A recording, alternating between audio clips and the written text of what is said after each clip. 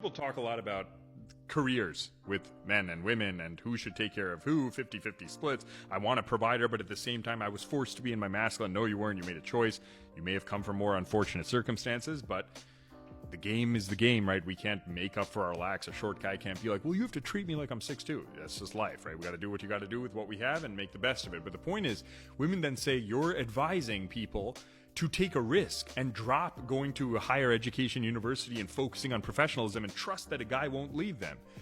What do you think happens when a guy leaves you, or if a guy leaves you? What type of guy does that? If you're choosing a guy who doesn't love you or a guy who's not the right guy, how does that happen? If your intuition is off, your judgment, because you're not taking care of yourself enough to be happy, which means you can assert your boundaries better because you're full and not desperate. So the women who are jumping into careers and stuff, you have worse judgment, right? You're taking care of yourself because you couldn't get a guy to take care of you. But what the problem is that when you then end up with the guy and he doesn't have to serve all those functions, which takes more effort from a man, his core functioning, he just has to look good and be your emo journaling guy, he has an easier chance of leaving and being a snake. He might not because he pulls no women, but the point is, developing your judgment to choose the right guy will make sure he doesn't leave, right? A woman could leave a guy too.